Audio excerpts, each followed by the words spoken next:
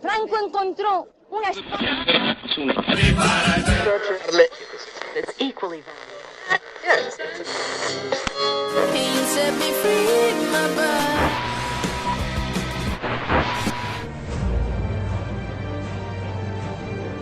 La Unión de Jóvenes Comunistas tiene que definirse por una sola palabra: vanguardia. Conjugamos una misma actitud y un mismo lenguaje frente a los problemas esenciales del pueblo. Ahí está, en todas partes donde hay alguien que trabaja, ahí está el partido. Tras los barrotes de la cárcel donde hay miles de compañeros, ahí está el partido, ahí está. La Juventud Comunista no estamos a la defensiva, ni estamos aquí para negociar derrotas. Estamos a la ofensiva, en la conquista de los derechos de la clase trabajadora, en la conquista de la Tercera República, en la conquista del socialismo, en la conquista de esa vida mejor. ¡Despertar! Explotado por los patronos, asesinado por los fascistas. ¡Despertar! Existe una alternativa, los comunistas tenemos una alternativa a este fracaso neoliberal que nos están vendiendo y sin duda vamos a luchar por ella. Sepan que no se van a enfrentar con señoritos, sepan que se van a enfrentar con hombres.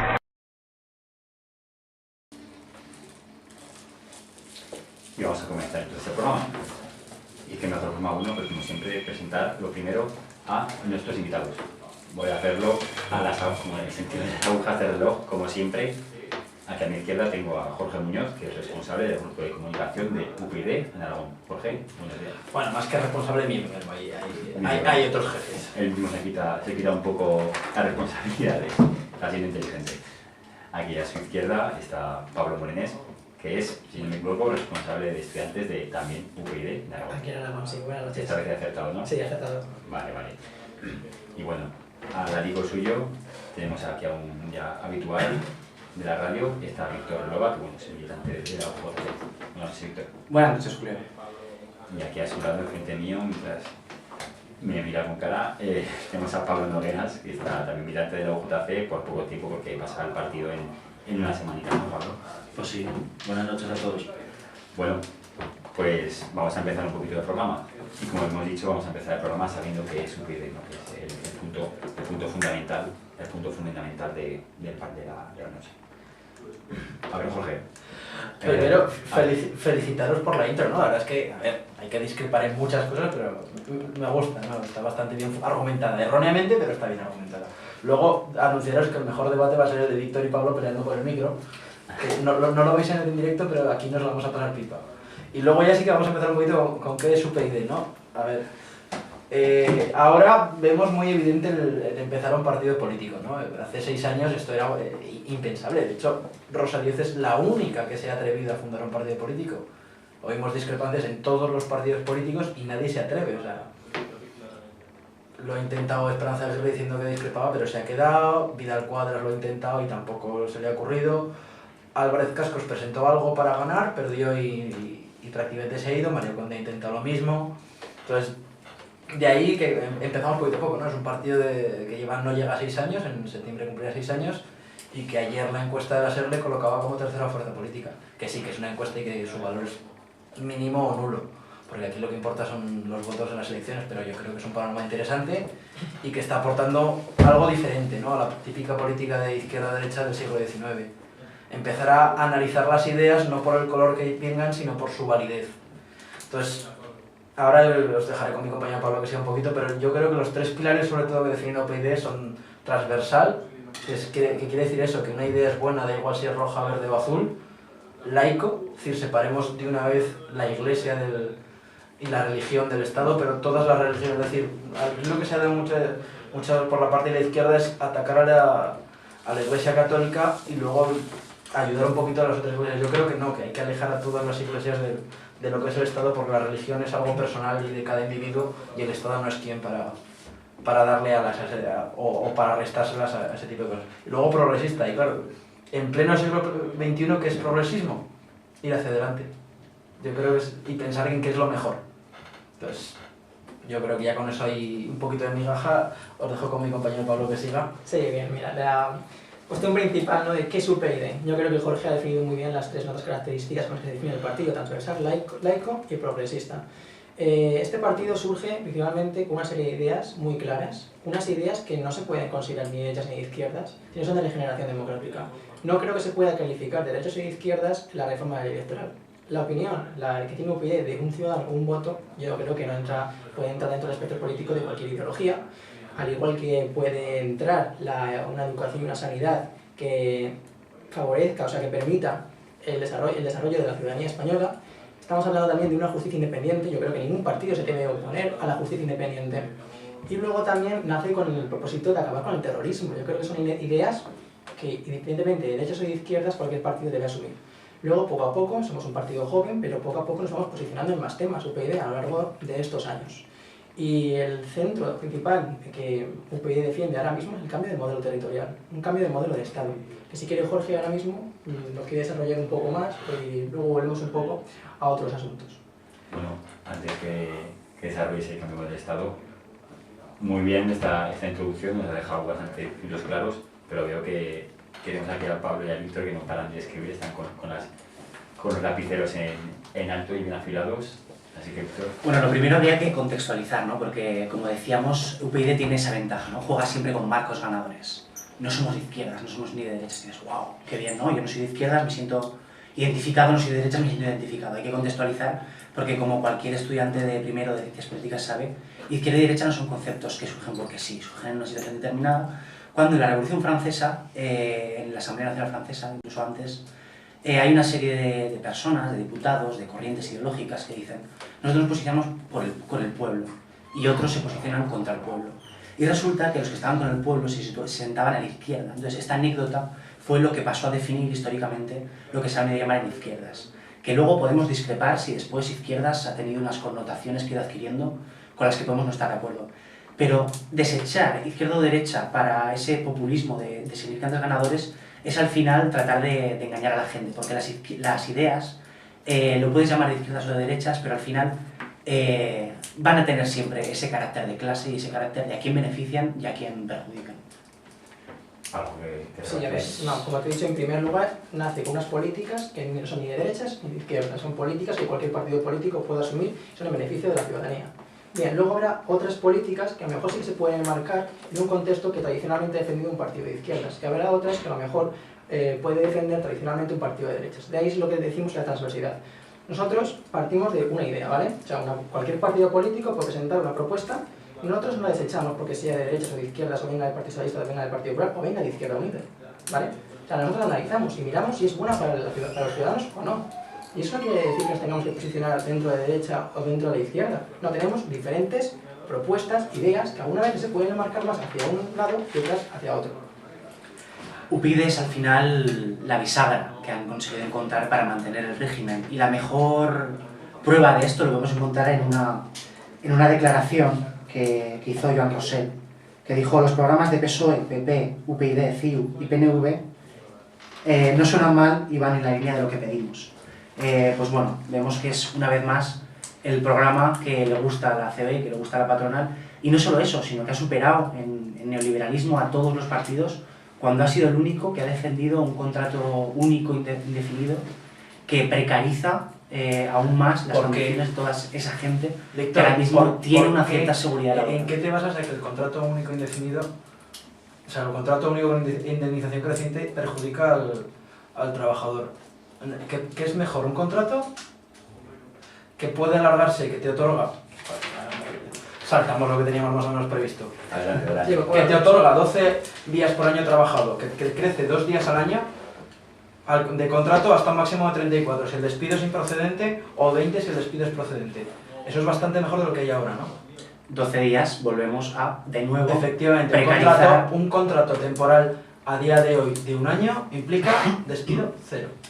Lo único que consigue el contrato único es que en vez de la dualidad que hay ahora entre precarios y fijos, rebajar a todos los trabajadores a la precariedad. Pero rebajar en qué precariedad, es decir, en estos momentos, con la reforma laboral del Partido Popular, en el mejor de los casos te echan con 20 días por año trabajado. En el mejor de los casos, justificando pérdidas, lo cual todos sabemos que es muy fácil de hacer. Luego añadimos la inseguridad jurídica que hay actualmente con más de 30 tipos de contrato.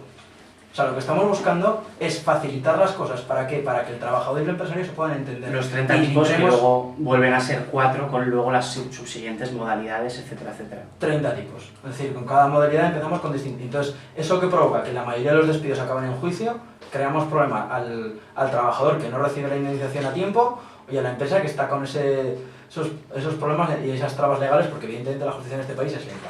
Entonces, lo que buscamos con esto es afianzar la creación de empleo, facilitar la labor tanto del trabajador como del empleador, y luego, de esta manera conseguimos la implementación del modelo austríaco, que quiere decir que si yo me cambio de empresa, la indemnización me la llevo. Porque he estado aquí 3 años, pues mira, me corresponden 12, más 3 por 2, 6, 18. 18 días de año de trabajo y me las llevo.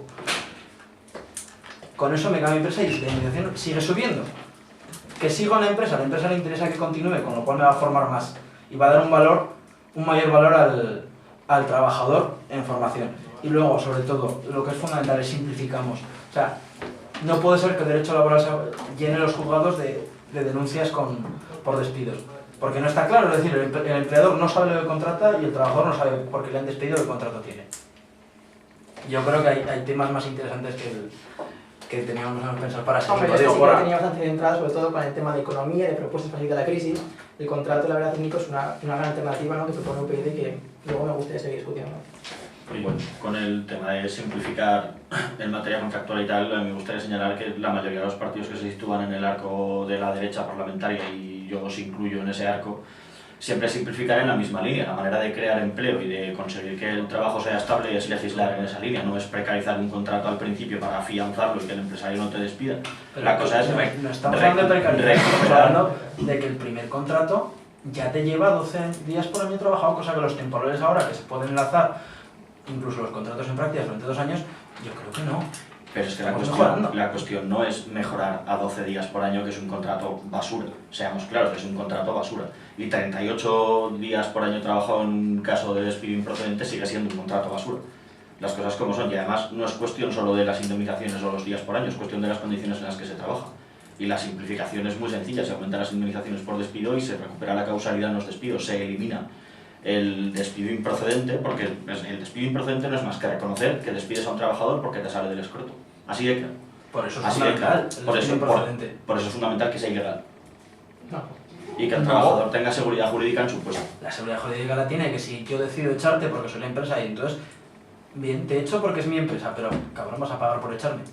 No, a mí me deja muy claro en qué posición te sitúas, y volvemos a cuando hablamos cuando habléis de que no existen izquierdas y derechas. Claro que existen izquierdas y derechas, y las políticas benefician a una clase determinada y las vuestras no benefician a la clase trabajadora. Es lo que empeora el paro. Justamente, si el empresario actualmente, con incertidumbre económica, ya se resiste a contratar, imagínate con un formato, bueno, un régimen laboral muchísimo más regulado, mucho más difícil de contratar.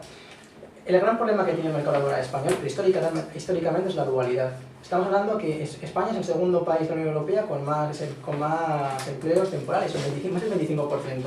Y esto hace que haya trabajadores de primera y trabajadores de segunda. ¿A quién defienden finalmente los sindicatos? Los de primera. Y los de segunda están completamente olvidados. Esto hay que solucionarlo. Cuando una empresa tiene un contrato temporal y tiene un trabajador con contrato temporal y otro trabajador ya fijo, por ejemplo, pongamos que el fijo tiene 50 años, se sacó el graduado, ¿vale? Tiene una productividad de X, ¿vale? Luego tenemos un joven de 27 años, una carrera, un máster, una productividad del triple a lo mejor, ¿vale? En el momento que el empresario tiene que despedir a alguien, la productividad no entra, porque no le queda más remedio, tal como está la situación, de echar el que menos indemnización tiene. La dualidad es un gran problema que tiene para que el ciudadano español para entrar al mercado laboral, y esto hay que solucionarlo. Y esto el contrato único indefinido lo soluciona. Simplifica mucho para el trabajo. O sea, además, cuando Víctor decía no, es que automáticamente el contrato laboral único tiene menos indemnización que el actual, ¿vale? A priori es falso. Porque si tú la calculas, bueno, todos los contratos actualmente se transformarían a ley definida con su correspondiente duración y tanta indemnización. Por tanto, cuando tú haces el cálculo medio, te puede salir superior, igual o inferior a la indemnización media que hay actualmente en España. Por lo tanto, a priori no puedes decir que precariza el trabajo. Como hemos dicho, al solucionar esto, el empresario se siente mucho más seguro para contratar. En segundo lugar, la productividad del trabajador va a aumentar, porque la productividad sí que se cuenta a la hora de seleccionar al trabajador. Y eso a la larga va a beneficiar a la economía española. Por lo tanto, no se puede prejuzgar tanto el contrato laboral único indefinido como va, esto es malo, esto es de derecha, esto va a perjudicar al trabajador, porque a la larga esta política va a permitir aumentar el empleo en España. Es que a ver, el contrato... Que hable Victoria a la entrada. Creo que antes habéis resumido más honestamente cuál es vuestra postura, y es todo para el empresario, que se sienta seguro, protegido, con cariño, arropado, y así pues contratará, y si no contrata, pues pobrecitos de los trabajadores que se morirán de hambre.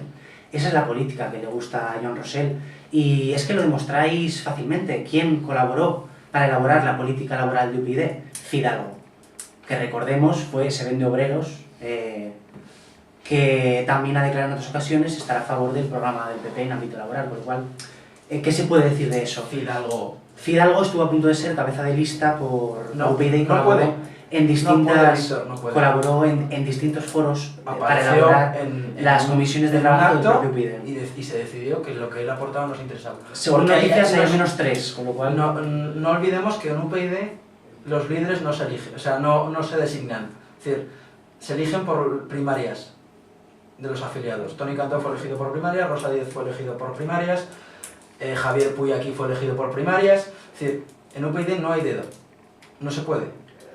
Estoy seguro que los cientos de militantes que han denunciado la falta de democracia interna y se han salido de UPyD opinarán otra cosa. 100 solo en un pueblo que salieron con la pancartica, que además se veía muy gráficamente. Pero bueno, es una 30 noticia, y la verdad es que aquí libertad, o sea, tú puedes entrar, te puede gustar un partido, ¿no? Pero no se puede acusar a UPyD de falta de democracia interna, porque actualmente es el partido con más democracia interna que hay en España. O sea, actualmente es que son primarias puras y duras. Si no te gusta la norma, tú puedes presentar al Congreso, ¿vale? Al Congreso próximo que tenemos UPyD en noviembre, y haces una enmienda, presentas propuestas para reformar las cosas. La opción cobarde es irte.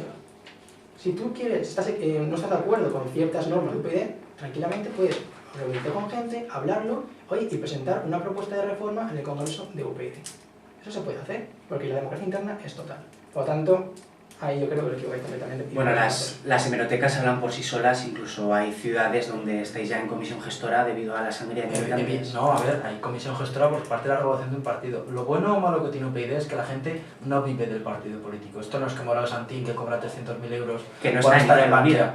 No, o sea, aquí la gente viene, se dedica, le mete horas y llega un momento que se cansa y elige marcharse, pues se marcha. O que cree que esto es UPyD y que va a ganarse la vida con ello, y cuando le demuestras que no, se va. Es curioso que hay una pequeña cantidad que se marcha y gran cantidad que se queda.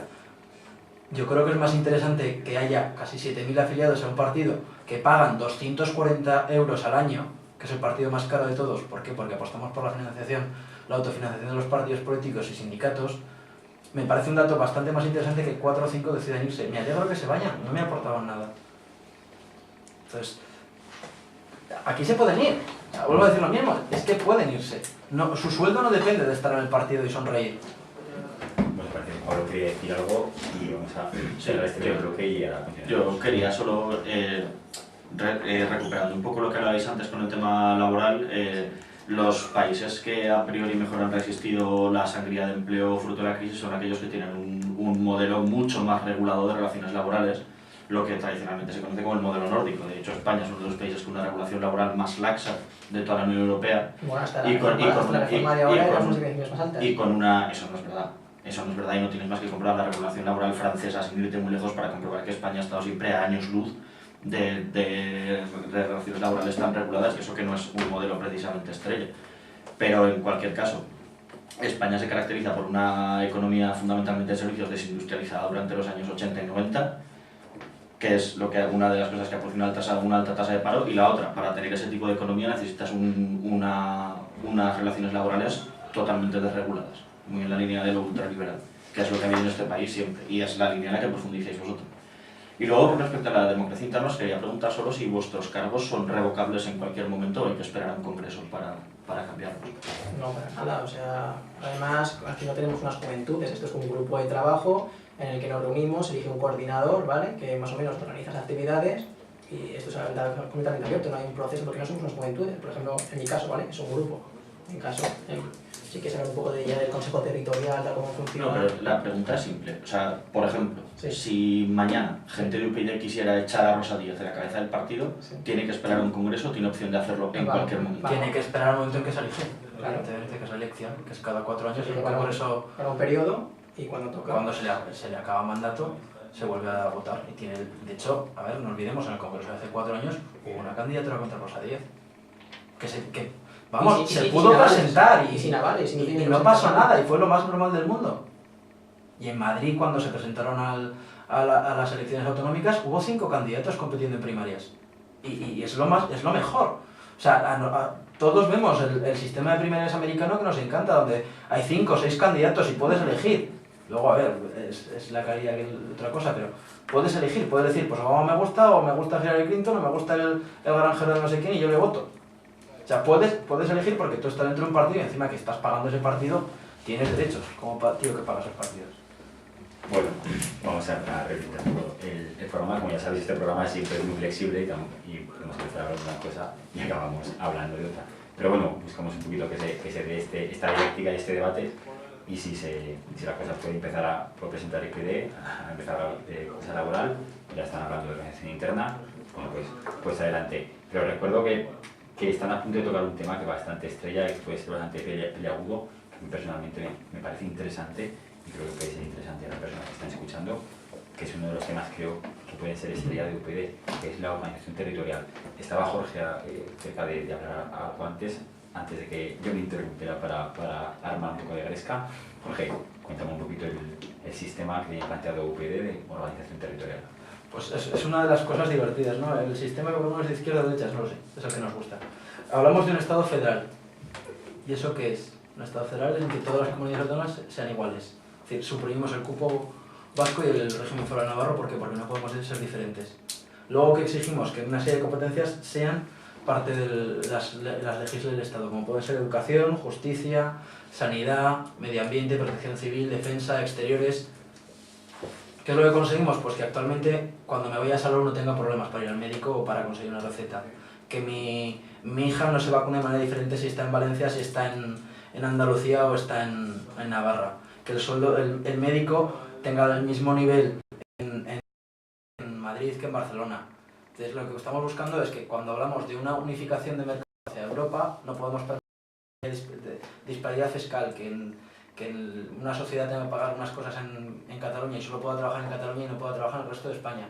Es decir, lo que buscamos es un Estado que se simplifique, suprimimos diputaciones, fusionamos ayuntamientos que no municipios, es decir, eliminamos administración, no eliminamos el pueblo Gallur sigue siendo Gallur, igual coincide, como nos cargamos las comarcas, pues que esa comarca se queda con un ayuntamiento elegido democráticamente, cosa que ahora no son las comarcas las diputaciones, que eso no lo olvidamos.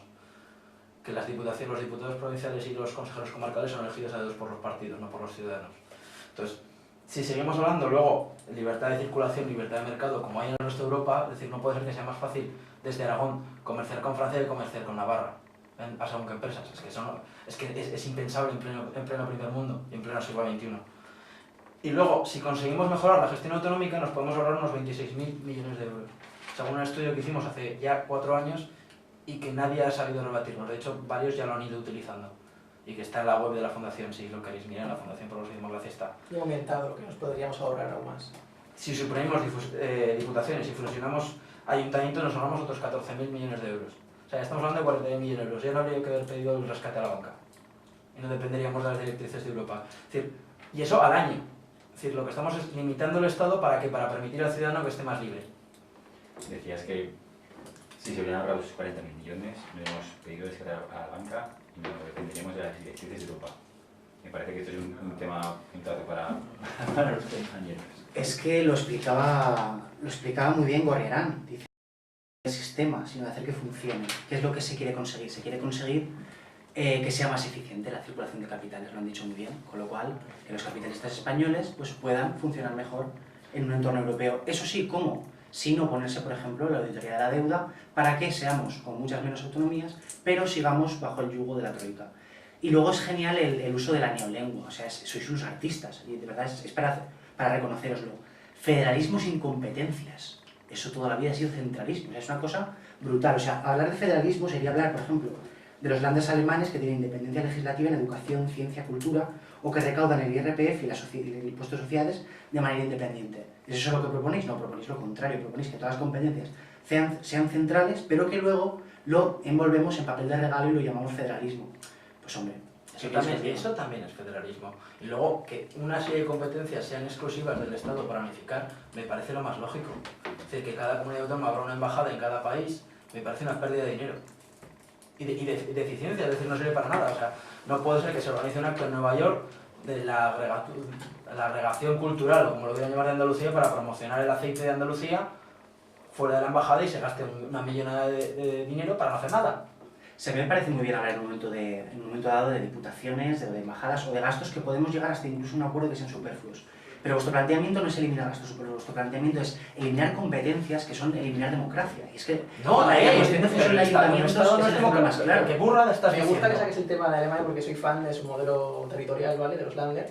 Y una cosa que me gusta de Alemania es que cada cierto tiempo se reúnen los Länders y analizan cómo han sido las competencias, cómo se han desarrollado y si han sido útiles, si se han podido gestionar de forma eficiente desde el Länder, ¿vale? Aquí podemos hacer lo mismo. Podemos ver, pero aquí podemos ver cómo ha sido la educación en España cuando está descentralizada. 17 modos autonómicos de educación diferentes, que se ha usado como arma política en aquellos territorios, por ejemplo, donde hay dos lenguas. Por ejemplo, la sanidad, Jorge lo explicaba antes, cuando se va a salud tiene problemas a lo mejor para que me den una receta. Esto pasa. O que tengan que hacer 3 o 4 papeleos y ir a 2 oficinas para cambiar una tarjeta sanitaria de Aragón a Madrid. O que mi hijo se vacune gratis en una comunidad autónoma de ciertas vacunas, vacunas y en otra comunidad no. Eso es lo que se soluciona. Lo que se trata con lo puedes llamar centralizar educación y sanidad legislativa, que luego la gestión sí que se puede seguir siendo autonómica, pero la legislación central. ¿Para qué? Para garantizar que tanto aquellas personas de Aragón, Cataluña, Andalucía tengan los mismos derechos, que no haya diferencias por si yo he nacido en el sur de España o en el norte de España. Yo me gustaría remarcar que, por seguir un poco el cuadro político que marcáis, porque me parece interesante no solo lo que proponéis a nivel de diputaciones, ayuntamientos y tal, sino la centralización de competencias, yo creo que va un poco todo unido. Nosotros es que avanzamos precisamente en la línea contraria, en la línea de acercar el poder a los ciudadanos, sino de enclaustrarlo otra vez, fundamentalmente en Madrid. Es que eso se basa en la falacia de que las autonomías es la administración cercana. Bueno, es una falacia. El ayuntamiento sí que es una no funciona como deben de funcionar, yo eso no lo voy a discutir, pero en cualquier caso lo que vosotros estáis proponiendo es en las zonas rurales deprimir las posibilidades que tienen de participar en la vida política cotidiana y centralizar y centralizar un montón de competencias en Madrid, que además eso supone justicia, eso tiene que ser igual tanto en mi pueblo como en un pueblo de Galicia. Pero es que eso supone un problema grave y es que vosotros ignoráis totalmente el hecho nacional que sucede en Cataluña, en Galicia o en el País Vasco, y eso supone avivar un conflicto que es yo no creo que haya un conflicto de identidad en que cuando yo vaya a Cataluña tenga los mismos derechos sanitarios que cuando estoy en Aragón. Yo creo que eso no supone ningún conflicto de identidad. Vamos a ver. Yo no hablo de que eso suponga un conflicto de identidad. Lo que quiero decir es que vuestra política en conjunto va destinada a soterrar un conflicto real que existe, que es objetivo. ¿Pero qué conflicto real? El objetivo de que hay una mayoría de catalanes que quieren ser independientes o bueno, menos ¿qué mayoría? La mayoría. Bueno, no la hay. El Parlamento catalán tiene un 80% de fuerzas soberanistas. Y ha reducido sus fuerzas nacionalistas frente a las últimas elecciones ha bajado el porcentaje de diputados nacionalistas y porcentaje de votos. Las últimas elecciones todavía no se han hecho. Sí, las últimas elecciones se han hecho. Y el 80% de las fuerzas de las elecciones son nacionalistas. Menos. Que en la anterior. Y se ha reducido más que se ha reducido la anterior. Bueno, vamos a continuar un poco el programa. Veo que os vais solapando ya vosotros. Nos tenemos cariño. Sí. Vamos a continuar un poquito con estos últimos minutos para cerrar un poquito ya esta presentación de UPyD, esta presentación guión debate de UPyD. Si os gustaría cerrar un poquito más, ya para finalizar, ¿qué gustaría añadir? Yo sí que hace poquito presentamos un manifiesto para la refundación del Estado. ¿Y eso qué quiere decir? Pues que creemos que hemos demostrado que la transición en su momento pudo ser útil, pero que ya no funciona y que hay que hacer una serie de cosas que son fundamentales de manera prácticamente inmediata para poder empezar a lanzar el país. La primera es unas leyes eficaces contra la corrupción. Es decir, los imputados por causas relacionadas con la administración pública no pueden presentarse en listas electorales. La financiación ilegal de los partidos políticos tiene que ser delito, lo cual ahora no es. El enriquecimiento ilícito por cargos públicos debe ser delito, lo cual ahora no es. Se debe limitar la concesión de indultos, es decir, no puede ser que se demuestre que parte de la directiva del Santander haya cometido delito y a continuación Zapatero y después Rajoy lo indulten y no pase absolutamente nada. Y luego que la falsedad en la contabilidad pública sea también delito. Es Ya vale de que esto sea un cachondeo y que Bárcenas haya hecho lo que sea y solo se puede pillar por delito fiscal. Porque todos estos delitos que cuento ahora no existen actualmente en el Código Penal español. Luego tenemos que reformar la Constitución. ¿Por qué? Porque hay que suprimir diputaciones para poder hacer las competencias exclusivas que hemos comentado antes y para, de una puñetera vez, garantizar la independencia y de la autoridad sancionadora. Eso incluye procurar la independencia de la justicia, que actualmente no existe. Todos sabemos en el Tribunal Constitucional quién tira de cada cual. ¿Por qué? Porque los eligen entre ellos. Debemos también reformar la ley electoral de una manera porque lo que no puede ser es que un nombre, un voto, no se cumpla en ningún lado. Entonces, es algo básico, defender la igualdad y defender la igualdad también a la hora de elegir. Debemos juntarnos y estudiar cuál es mejor. Hay muchos modelos, esto lo saben más los politólogos. Veamos si las mejores circunscripciones autonómicas, si dividimos el Parlamento y la mitad se elige de una manera o la otra mitad de otra. Estudiémoslo, pero está claro que lo que hay ahora no funciona. Y encerrarnos en esto no sirve. Y luego una ley de transparencia de verdad. No esta broma que va a aprobar el PP y el PSOE, porque esto es una broma. Se debe obligar a los partidos a publicar sus cuentas, se debe obligar a los sindicatos a publicar sus cuentas, a todo aquel que reciba dinero público, y luego, lo que contaba el otro día el objetivo Ana Pastor, ¿no? Que un español puede mandar un correo al Parlamento británico y a continuación recibe la lista de los sitios más buscados dentro del Parlamento británico, incluyendo Facebook, incluyendo páginas de apuestas, y aquí sea imposible. Igual que saber con quién contrata Belloc los bolis o con quién contrata José Ángel Bien los viajes de las Cortes. Entonces yo creo que es una manera de dar un nuevo marco que permita a los ciudadanos volver a confiar en los políticos, porque así no podemos salir. Parece que esto... Es el mejor ejemplo. Yo creo que UPyD es el partido de la distracción. Es decir, hablabas de reformar la Constitución, pero es curioso que no has hablado de reformar el artículo 135. Entonces, podremos hacer lo que queramos con el modelo de Estado, pero al final seguiremos sumisos a la Troika, sumisos a Europa, y teniendo que pagar a los bancos y a los mercados internacionales antes que a los derechos de toda la ciudadanía. Con lo cual, ¿qué es lo que tenemos? Tenemos que os posicionáis con la LOMCE, que es... ¿En qué momento nos hemos posicionado con la LOMCE? Habéis rechazado diversas propuestas de derogación de la LOMCE. Hemos decidido que nuestro trabajo es participar en el Parlamento, con lo cual admitimos el debatir cualquier tipo de propuesta, desde la ILP de los desahucios hasta la ILP de los toros, hasta la LOMCE. Creemos que el trabajo de los parlamentarios es debatir dentro del Parlamento. Asimismo, y para eso todas las leyes tienen que admitir. Diversas propuestas de dación en pago. Y hemos sido los primeros en Rosa Díez, entre el pueblo y los representantes que gobiernan para los bancos, se posicionó con el señor González Pons. Pues eso, al final... ¿Por qué? Porque consideramos que los escraches son violencia y eso es acoso. Es utilizar el estilo que utilizó Hitler para conseguir el poder, o el que utilizó la Spastio italiana para llegar al poder, extorsionar a los diputados. Tiene gracia que me digas eso porque Rosa Díez en 2003 con un diputado popular hacía escrache a otro grupo político. Con lo cual, ¿cómo que hacía escrache? Sí, que se presentaba en la puerta de su domicilio y las gritaban, etcétera, etcétera. ¿Qué partido político, por favor? En 2003 se llamaba... PNV, sí, fue PNV, es cierto. Pues no tengo esa información, ya la buscaré, pero te la puedo buscar. Bueno, parece que aquí la cosa un poco vacía. Parece que había niega. Vamos a tocar ahora un poquito, vamos a descansar un poquito y volvemos en 3 o 4 minutos.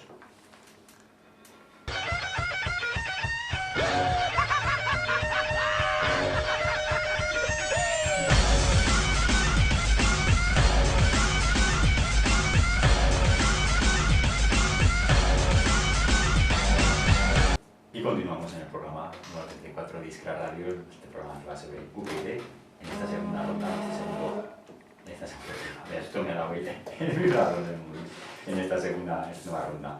Esta segunda ronda la vamos a hacer con lo que vienen siendo las preguntas que nos habéis enviado por Twitter y que nos estáis enviando. El formato será sencillo. Lanzaré la pregunta, aquí los miembros de UPyD intentarán contestar en un minuto o menos y UJC pues rebatirá el mismo. Y si quiere UPyD pues, defenderse la última, pues estará el micro a disposición. Así que bueno, voy a hacer la primera, a ti Jorge, el tengo más cerca, la lanza Miguel Rosa y pregunta: ¿por qué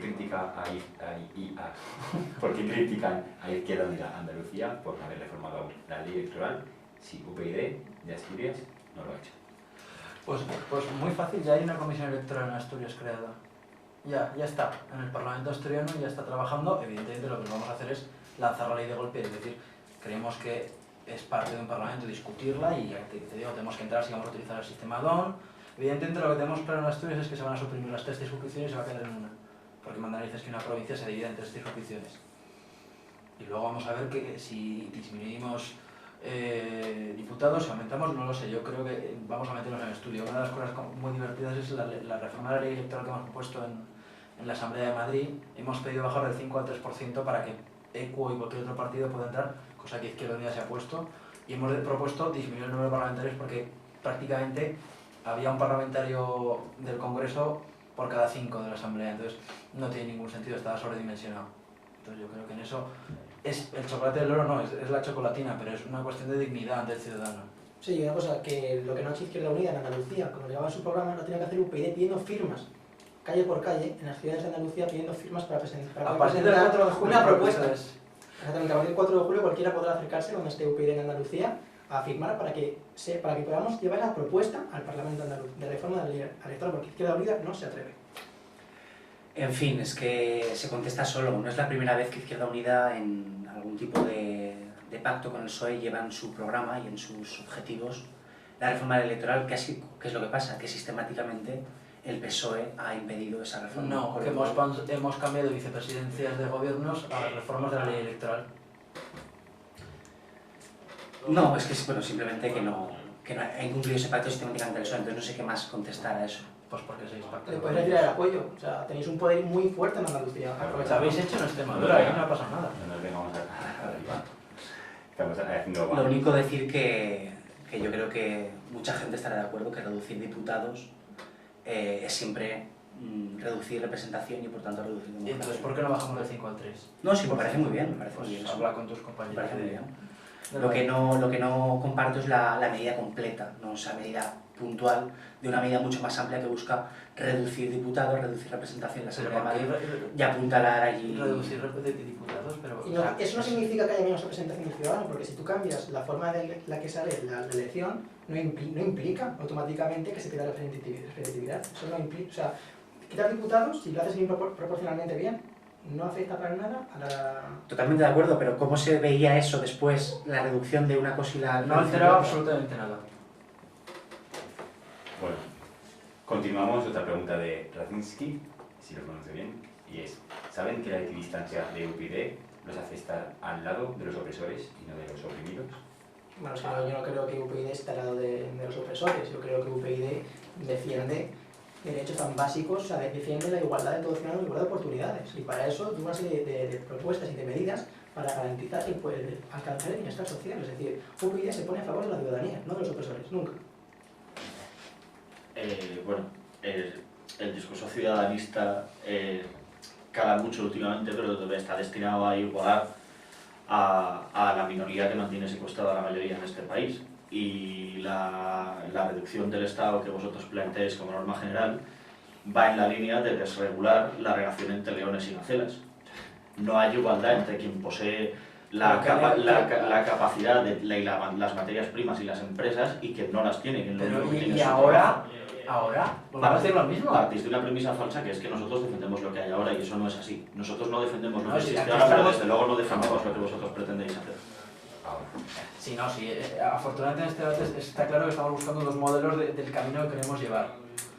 Pero yo creo que darle una libertad al ciudadano para que se evite trabas, para que pueda trabajar, para que pueda hacerlo, no es darle el poder al Banco Santander. Mucho menos. Es decir, España es de los pocos países donde las principales empresas son las telecomunicaciones, las eléctricas y las financieras. Esto no ocurre en prácticamente ningún país del mundo. Muy breve. Normalmente vuestro discurso se reduce a precisamente reducir el Estado, simplificar el Estado, etc. Como decía antes Pablo, los países de la OCDE más eficientes y emprendedores, según su propia terminología, eran Dinamarca, que tiene un 26% de sector público, Suecia, que tiene un 22% de sector público, y Finlandia con un 19% de sector público. El sector público español es un 9%. Y encima, en el PIB, el mayor gasto, en el que somos récord, solo detrás en toda la OCDE de Estados Unidos, es en policía y seguridad, con lo cual queda muy claro que cuando adelgazamos el el Estado solo quedan los seguros y los con una- bancos. el único país con una onda terrorista todavía en activo del primer mundo. ¿O no? Bueno, continuamos. Pregunta de Juan Roussel, será el presidente de la CEB. Es un fake, pero es muy bueno, por cierto, lo he visto en Twitter. ¿Cómo pretenden crear empleo? Facilitando. Sí, no, además, lo que hemos explicado antes, la reforma laboral, nuestro contrato único y indefinido, es una de las claves, no la única. Ni toda reforma laboral por sí sola no va a solucionar el desempleo en España, sino que tiene que venir con más medidas. Principalmente hay dos problemas que tiene España: el mercado laboral, el gran número de desempleados, y luego que el crédito no llega a las empresas ni familias, ¿vale? Tenemos un efecto de expulsión en el que todo el crédito se va dirigido al Estado, porque a su enorme gasto y deuda pública que emite. Por lo tanto, UPyD, o sea, si hay que entender las políticas de UPyD como un conjunto, ¿de acuerdo? Y en el que cuando UPyD propone reformar el Estado, propone acabar con las duplicidades, propone fusionar ayuntamientos, propone reducir todo gasto superfluo. O sea, en ningún momento vamos a tocar educación, en ningún momento vamos a tocar sanidad, en ningún momento pensiones, en ningún momento vamos a tocar servicios sociales. Vamos a tocar en aquellos donde el gasto se puede reducir sin tocar los derechos de los ciudadanos. Y reduciendo ese gasto, vamos a reducir el déficit lo suficiente para que la banca, para que el crédito fluya no para el Estado, sino que fluya para el ciudadano y para la empresa. Y es la única manera de crear empleo en este país. Porque antes, se me ha dejado de decirlo, el que crea empleo es el empresario, no el Estado. Bueno, así brevemente, la manera de crear empleo es legislar para que se cree empleo. No facilitarlo. No, facilitarlo no. Eso está claro que no es así, porque más facilidades que se les han dado a los empresarios en las últimas reformas laborales desde que... Pero eso es facilitar el despedir. Desde que se hizo... No, pues es prácticamente la única facilidad que han venido pidiendo. No suelen pedir mucho más. O sea, esto es muy sencillo. Vosotros planteáis una tirita que redunda en menos democracia para solventar el grave problema de este país, que es una enorme deuda ilegítima que no hay que pagar.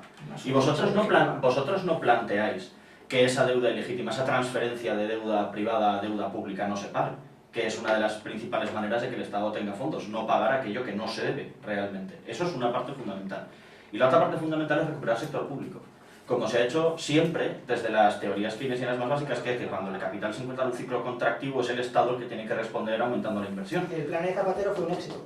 El plan de Zapatero fue un fracaso, pero porque estaba mal Y los concebido desde el principio. planes de la Reserva Federal Americana de estímulos están dando una efectividad increíble. O sea, basta de estímulos, o sea, es que no ha funcionado. Más inversión pública que la creación de un aeropuerto por provincia, un AVE que no podemos pagar la mayoría de los ciudadanos. ¿Más inversión pública? Inversión en sectores productivos. ¿Y más de, quieres decir? No, en sectores productivos. ¿Y qué son sectores productivos? Yo siento repetirme, pero es que lo he dicho antes. OCDE, países más eficientes, Dinamarca, Suecia, Finlandia, los tres con los sectores públicos más altos. Bueno, también hay que ver sus ingresos, cómo lo distribuyen, su Claro, falta de despilfarro, vamos a ver, es que seguro que ellos no tienen tributaciones, eso para empezar. Y seguro que llegó un momento en el que reducieron ayuntamientos, también, estoy seguro. Bueno, hemos pasado un poco de crear empleo a hablar de reducción de autonomías. Esto sería aquí un poco la... Nos gusta el tema. A ver, señora Rana, o señor Rana, no sé muy bien si se le hace gracia. Señor Rana. Un saludo, amigo. A ver, ¿qué es exactamente UPyD? Y la pregunta es, ¿no son tecnócratas realmente? Pues a ver, volver a empezar a contar lo que es UPyD, yo creo que nuestros oyentes se aburrirán, ya lo hemos hecho, pero no somos tecnócratas, somos políticos, ¿no? Y con orgullo de ser políticos, ¿no? Me encanta el anuncio de Aquarius que han sacado ahora. Yo creo que es una de las cosas que tengo que reivindicar. ¿Cómo? Pues evidentemente lo que hemos propuesto antes de toda esta reforma de la ley de las leyes contra la corrupción, ¿no? Para recuperar... ¿Eso es tecnocrático? Pues hombre, permíteme dudarlo, yo creo que es sentido común. Para mí una expresión que define UPyD no es tecnocracia, es sentido común. Yo creo que es una manera muy fácil de decirlo. Es que, como decía Marx, las ideas dominantes son las ideas de la clase dominante, con lo cual el sentido común va a estar determinado por la educación, por los medios de comunicación y por otros sectores que están en manos de la clase dominante. Con lo cual, lo que vosotros llamáis de sentido común es apoyar unos determinados intereses. Y vosotros podéis hablar de que somos políticos, de que son ideas eficaces, pero al final es lo mismo, ideas eficaces, consenso, sentido común, la técnica. Al final es lo mismo, mascarar una serie de intereses bajo una supuesta neutralidad de las políticas, neutralidad del Estado, neutralidad de los intereses.